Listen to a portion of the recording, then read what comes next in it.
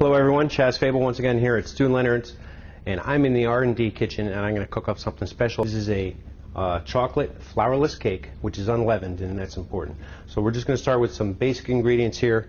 I'm going to start with 3/4 of a cup of sugar in a pot on the stove, and this is half a cup of water. And we're basically just making a little simple syrup. Now with baking, even though this is sweet, I'm just going to add just a touch of salt, and that's going to help bring up the flavor. All right, while the syrup is getting hot, I have 18 ounces of semi-sweet chocolate. This has been melted over a double boiler. I'm going to pour this into my mixing bowl. Before I do that, I want to make sure the bottom has been dried off so you don't get any moisture or droplets of water. That could upset the chocolate a little bit. Then I'm just going to pour this right into my mixer. Now I'm going to attach my paddle. You could use a whip attachment. I prefer the paddle. You don't really want to incorporate a lot of air into this recipe, so the paddle for me works the best. And as soon as this comes to a quick boil,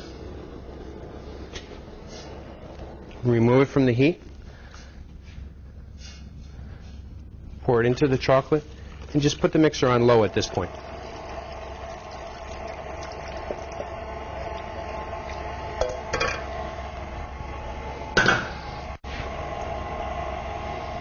All right.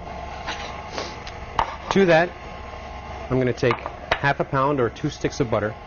What I've done is cut it into little pieces, and I just want to add this just a little bit at a time. So I'll add a couple pieces at a time, just to make sure it gets incorporated well into the batter.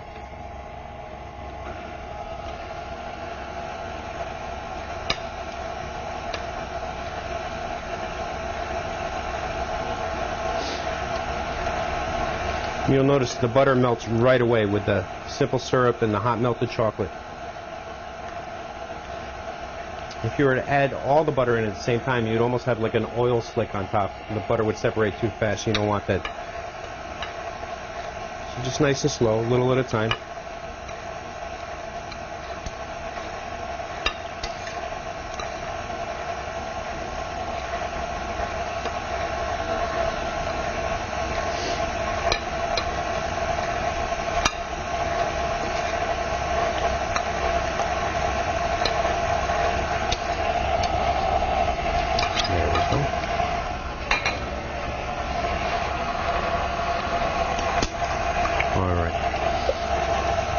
We're going to let all the butter get incorporated, and what we're going to do is we're going to take 6 eggs, and we're going to add them one at a time. And the final egg goes in. Whenever you're cooking a cake without flour, one of the things you can do is not only butter the bottom of your pan, sides as well, is to take a piece of parchment paper. And again, this either comes in sheets or in rolls. What I've done is I'm going to fold it in half, fold it in half again, and then going to the one seam, which is this bottom edge here, I'm going to continue to fold in.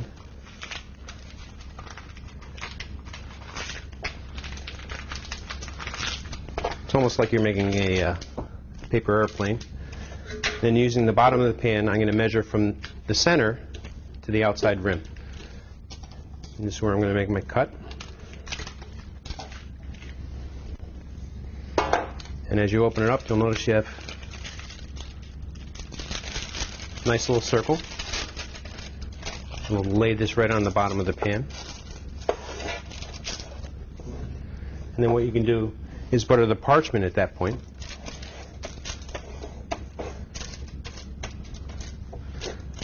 Again, for any cake that doesn't have flour in the recipe, this is the best way to get the cake out of the pan afterwards. All right. With that done, we also want to prepare the cake in what's known as a bain-marie. And basically what that is a water bath which will create even cooking temperature when you put the cake into the oven. So what I'm going to do is I'm going to take the water that I use for my double boiler, and I'm actually going to pour that right in the bottom of this pan.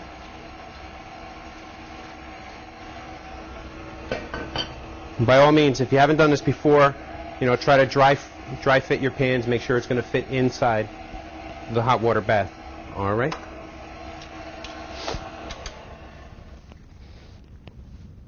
All right. We'll remove the paddle.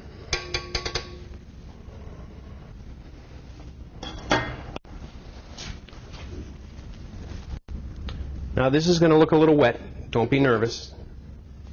This is the way it should be. And when we put it in the oven, we're going to put it in a 300-degree oven for 45 minutes.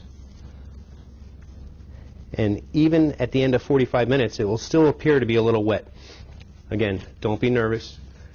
It's the nature of this kind of cake.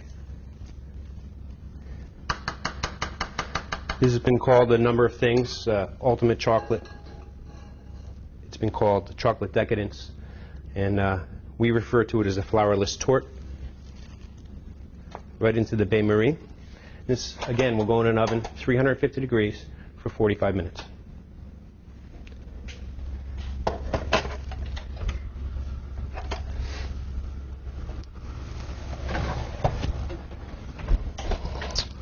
All right. I have one prepared already. It was on a cooling rack, as you can see.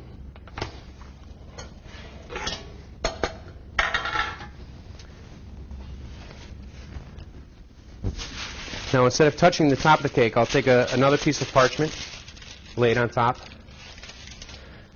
Now, this is very important. You want to remove the pan from your springform pan, the bottom, and then the parchment that we put in earlier.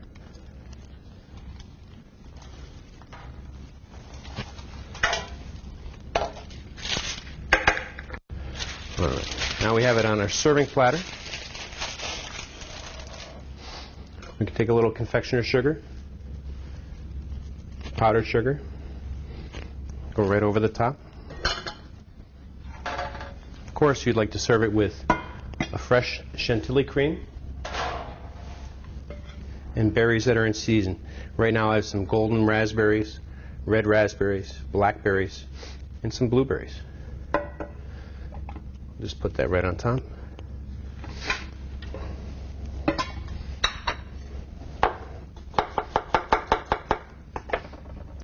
And to finish it off with a fanned strawberry. Once again, another delicious recipe from Stu Leonard's winning cookbook. Buon appetito.